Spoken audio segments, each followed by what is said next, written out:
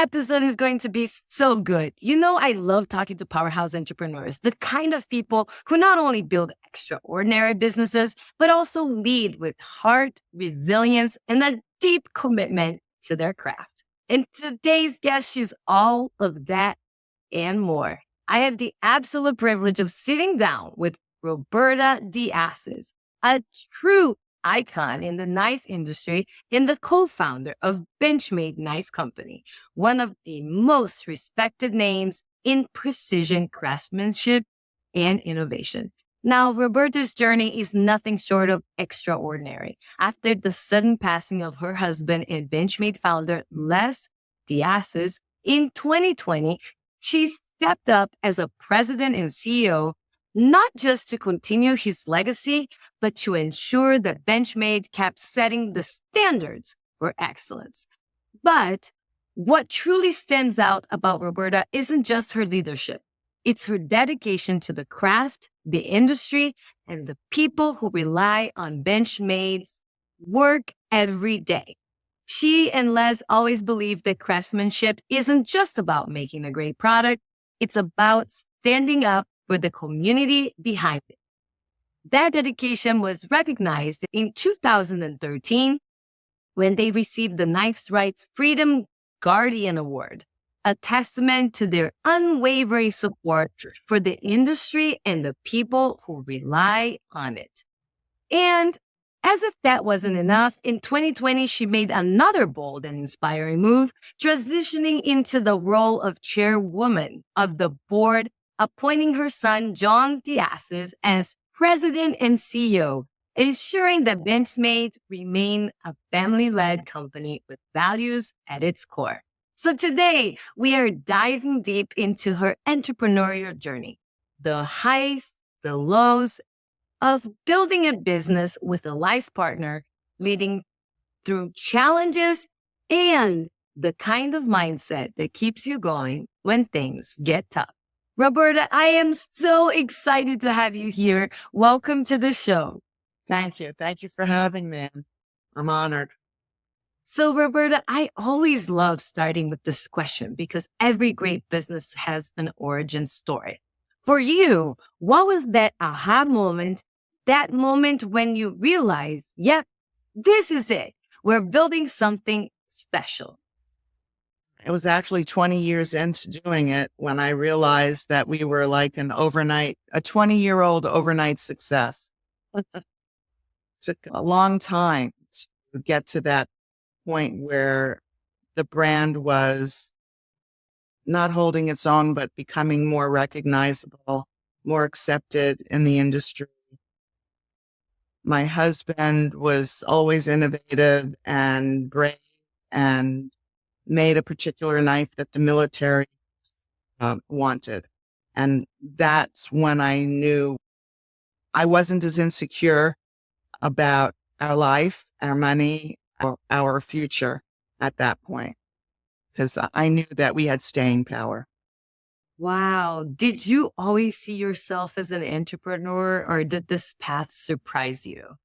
I thought I'd be in academia, or a therapist of some kind. That's what I went to school for. And that's what I did for the first few years, became a leader in the mental health world in Los Angeles. And when Les decided to do this, to get into the knife business, it fit right in with what our personal goals were, because we always knew that he really couldn't work for anybody and that we wanted to do something together if we could. What was it about Benchmade that made this so special? How did you know Benchmade was the right next step?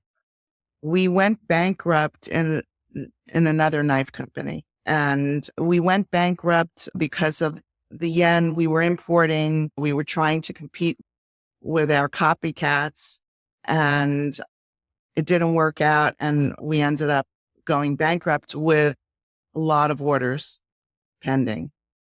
And my husband was extremely frustrated, knew there was a market there, and wanted to start all over. He wasn't giving up. So I went back to work as we were going back, where I went back to my career, and supported us while he wrote a business plan that summer of 1987. And he got to know our children. We had 2 little ones. He didn't even know their names before. It was a blessing in disguise in a lot of ways. But the banker that shut us down called him in the middle of the summer and said, I know who bought all the equipment, all the work in process, all the finished goods, all the supplies. Why don't you go talk to him? And we got everything back for pennies on the dollar. And he went right back into business. I was still working. We couldn't afford to have me not work in my career. We ended up moving to Oregon because California, it was illegal to make the knives we were making. And it was more illegal to ship it from California to anywhere else. So we got chased out of California and did some research and ended up in Oregon because the knife manufacturing laws and selling laws were less more favorable. Yeah. Let me commend you, because this is what I think the value in the show is. Most entrepreneurs don't know that before you become an amazing success, like you've mentioned, you've earned your success by failing, right? It's the only way to do it. They don't take the risk. But what I love the most about it is the fact that in your entrepreneurial journey, you may have to go back to get a job or sustain your family until you can get to the point of success like you guys did.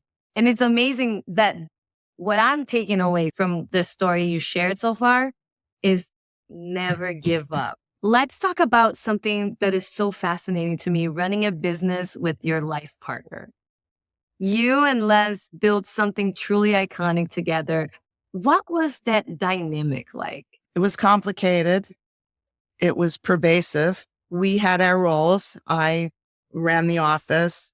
In the very, very early days, I ran machines. I acid etched blades. I shipped. I did the invoicing. I customer service. It was really just me in the office for quite a few years, and the only woman.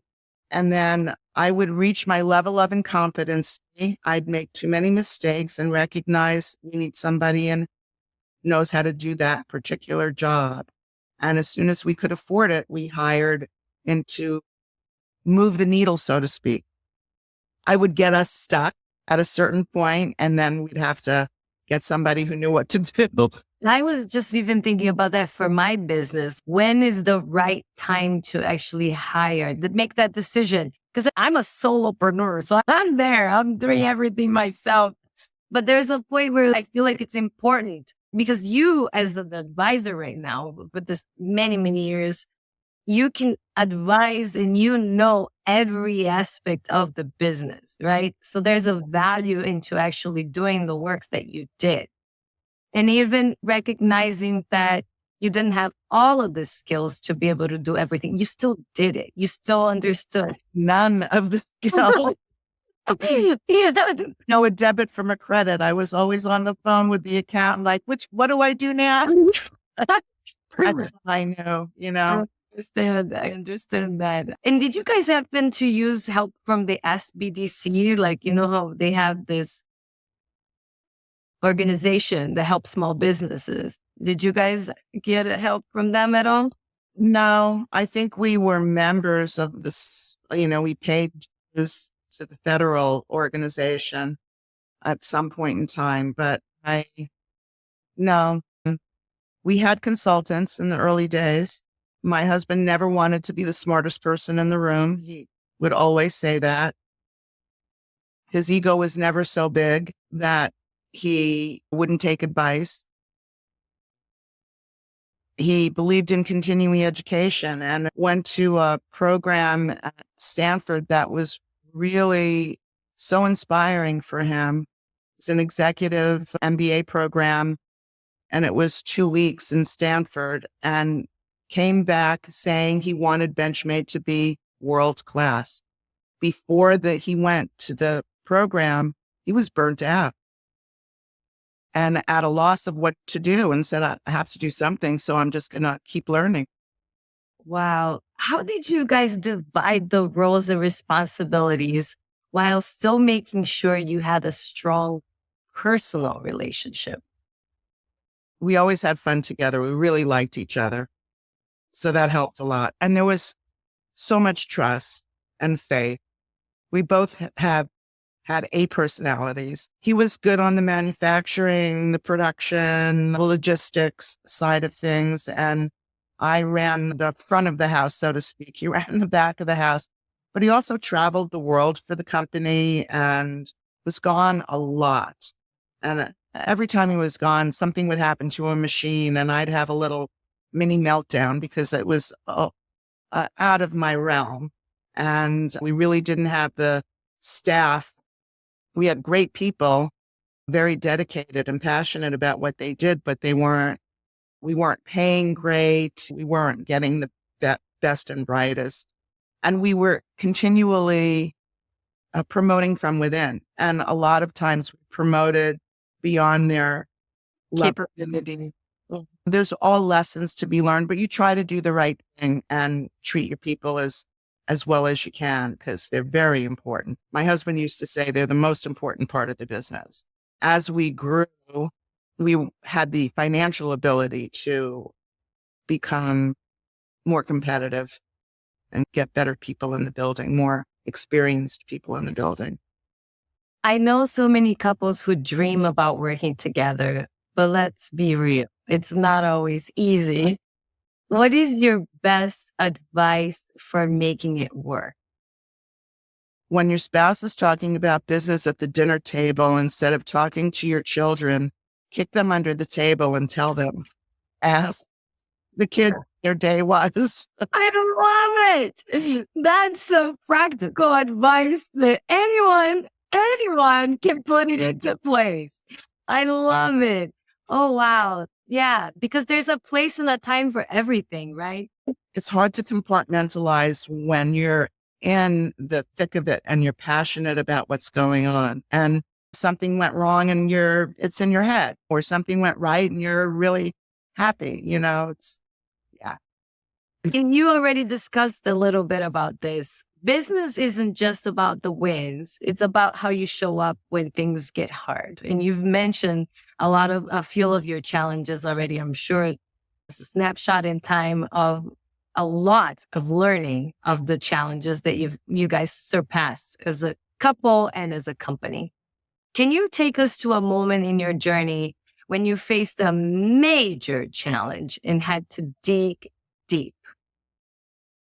Well, there's a couple. One was personal. We moved up to Oregon, moved the business to Oregon. I stayed in California for an employment contract that I had to finish and was sending less thousands of dollars, as I was pretty well paid at the time, to save up for a down payment on a house in Oregon.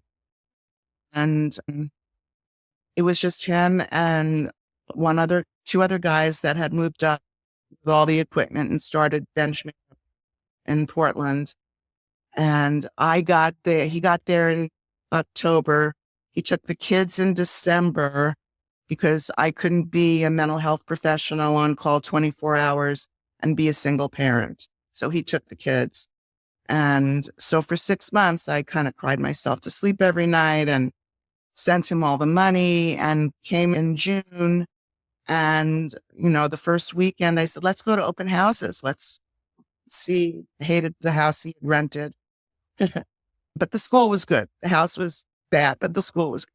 Anyway, to make a long story short, it took weeks of me figuring out that he really didn't have any money. And of all the thousands I had sent him, I asked to see the savings book. In those days, you took the money into the bank and they stamped savings book. And he had nothing in there. And I looked in my wallet and I had $12. And I said, if I had any money, I would leave you. And and he said, don't worry. I swear, I promise it'll all work out. I put it in the business. It's paying off. It's going to be fine. And it was a leap of faith to not be really, really, really angry for a long time. And Oh my God. That probably is really tough. It was that famous $12 story. He liked for me to tell that story. The other one was business, and it was, we grew too fast. We assumed we were going to continue to get military business. We geared up for it, and then it didn't happen. And it was our first time we ever laid off people. It was the first time we had to really think about how we're going to market. We decided never to have all our eggs in one basket again. And so there were a lot of learnings from that really bad time. Yeah, diversification. I've studied diversification in finances, in personal finances, right? Because you're worried about tying your future to one particular thing. But it's interesting how it also applies to the company. I never thought about that either. So you probably shouldn't be designing your company only on one source of income. You probably should be going after a diverse set of clients. All of that is incredible.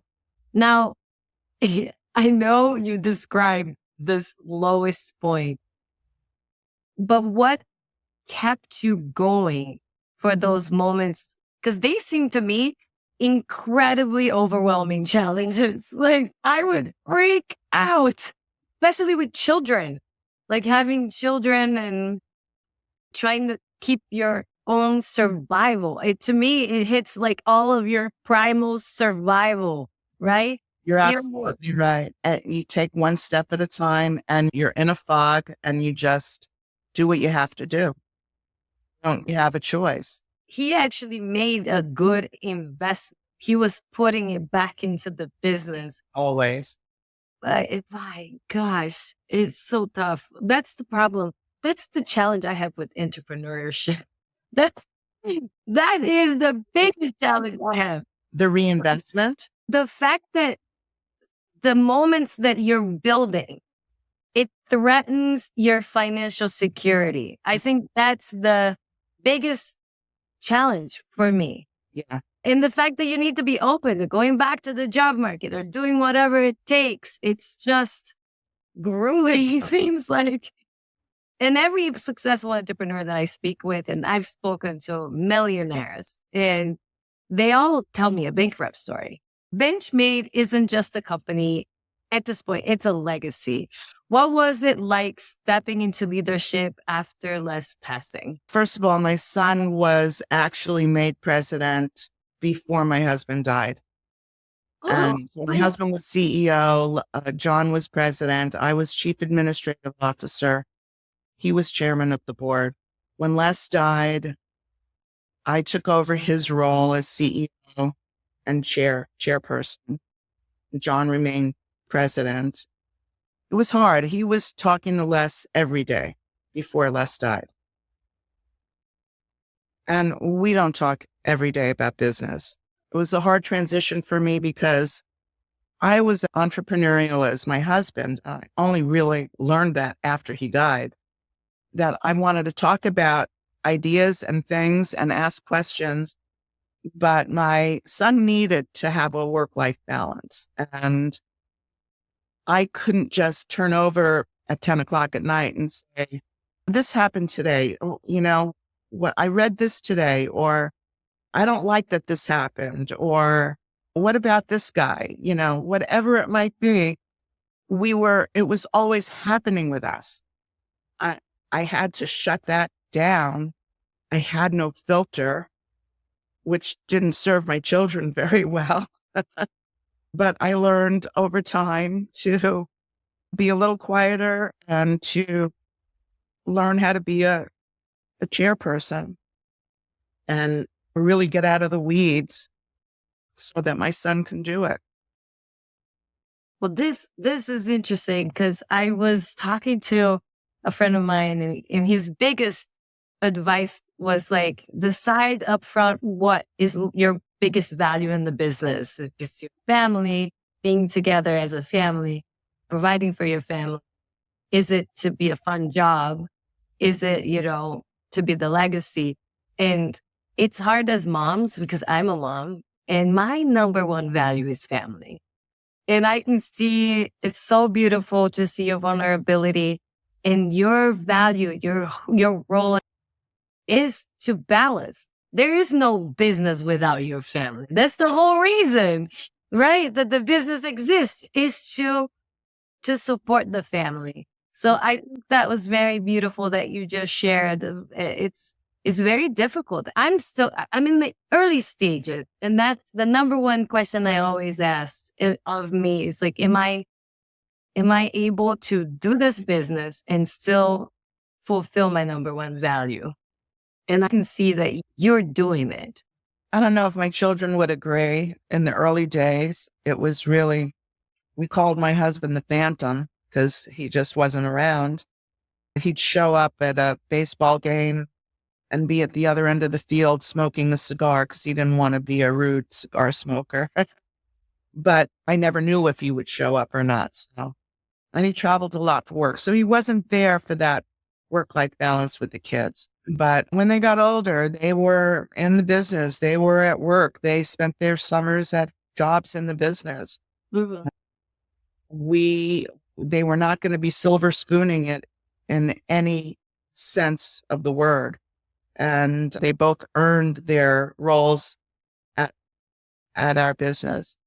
The legacy of the business was really priority for me after Les died. I knew how he wanted things to be. We talked about the future. We'd been strategizing 3 years out, 5 years out. We knew what our goals were, our personal goals for the business and our business goals. And the year he died, we hit every goal. What values you think have always been non-negotiable for you as a leader? Well, I think work ethic, if you can call that a value, never burning bridges, in business, always being professional, compromising, knowing how to compromise or knowing how to make a deal, whether it's with employees or vendors or just doing the right thing as often as you can, because sometimes people don't see it as that. That's amazing. I feel so privileged to hold space for your story, for everything that you've been sharing. I can see that it is your life story. Your business is your life story. It's your family, it's your legacy, everything that you created. To get tactical, we've got so many entrepreneurs listening who are either just starting out or looking to grow. So let's break it down. What are the biggest lessons you've learned in 3 key areas? So let's starting strong. If someone is launching a business today, what's the smartest move you think they can make right now? In today's world with the technical, digital, I would be direct to consumer. I would test the market direct to consumer. I'd really pay attention to what the cost of acquiring that consumer is. And then think about going retail if you have a commodity. Times are very different. The internet has really changed the dynamic of selling tremendously. Amazon has set a high bar. And if you're only selling through Amazon, you do have all your eggs in one basket. Yes, that's a very good point. So I think that what you're mentioning, like one mistake you see new entrepreneurs make that they should definitely avoid. You basically told me one of the mistakes, don't put your eggs in one basket. That's probably what entrepreneurs will probably do. In terms of overcoming challenges, business is full of ups and downs. What's one piece of advice for someone who's in the middle of a tough situation? Is there a mindset shift that has helped you navigate uncertainty? Because we talked about a lot of uncertainty in your life. You have developed that skill for sure. How to navigate uncertainty. Yeah. You really have to understand why things are happening. Being prepared is really important. Knowing the unintended consequences is really important. And in the very beginning, that's very hard to do. But I'm thinking about me and further down the road and how much planning we're doing now and how far in advance we're doing the planning. But at one point, I think when we were probably about half the size as we are now, we had a plan. Things weren't going well. Sales weren't hitting. And we said, month one, if we don't hit the numbers, certain numbers, we're going to do this, this, and this. Month two, if we don't hit the numbers, we're going to do this, this, and this. Oh, so you Month had three, if pages. we don't hit the numbers, we're going to do this, this, and this. And so we had a plan, so that there weren't surprises. We grew to dislike surprises immensely. The board especially doesn't like surprises. So we've developed this discipline to plan for all contingencies. Wow. Benchmade has become a globally recognized brand. What do you think? Ursula, we're in every astronaut's uniform for the Artemis mission. Oh my God, that is unbelievable. A major accomplishment. Not a lot of astronauts, but it's a big deal. That is awesome. For them to trust, right? Things over there have to work. Yeah. There's no option over in space. That's crazy. What's been the key, you think, to keeping it growing while staying true to its roots? Mm-mm. Well, we always want to be a family business that's professionally run. Having the family dynamic, treating our employees like family as much as we can, no matter how big we get. Great benefits, lots of events. I have a huge HR team now that I can't believe we have, that I can afford to do. It's terrific. I think the biggest thing is to always make the best product we possibly can. It's an aspirational product. It's expensive. It's really, really well made. It's lifetime guarantee. I mean, all these things are just sort of built in to the DNA of my company. How do you know when it's time to let go of control and delegate? I think you've answered that earlier a little bit when you reached the point where you realize that you don't have all of the skills or not being the smartest person in the room. You've mentioned that that's probably the right time to delegate. This is what I understood.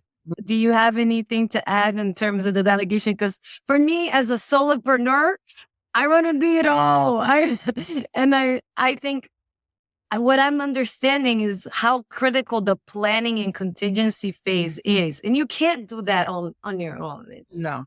Yeah, it requires having others that have lived it before to kind of guide you there. That's such a hard one for entrepreneurs. Roberta, I could seriously talk to you all day. You're an absolute powerhouse and such an inspiration. Before we wrap up, I'd love to ask if you could leave our viewers, listeners, with just one piece of wisdom about business, leadership, or life. What would it be? I would say to always learn, always continue to learn, travel as much as you can. It might not be for business, but it'll broaden your mind and make you appreciate everything so much more. Try to do the best that you can. And for me, execution, planning is one thing, but making it happen is another. And one of the first mantras we had was make it solid, make it cool, make it happen. I love that, man. I love it. Make it solid, make it cool, make it happen. I love it. All right. And for everyone who wants to learn more about Benchmade Knife Company, where's the best place for them to connect? At benchmade.com. We have our stories all the way down at the bottom of the first screen. But beyond that, all the product information is there and people information too. That's perfect. And to everyone listening, if this conversation lit you up today, hit that subscribe button, leave a review, and share this episode with someone who needs to hear it. Because the truth is, building a business isn't just about what you know, it's about who you learn from. So keep showing up, keep taking action, and as always, stay unstoppable. Thank you so much, Roberta. It's so lovely to have you here. It was a pleasure meeting you. I enjoyed it. Thank you. See everyone next time.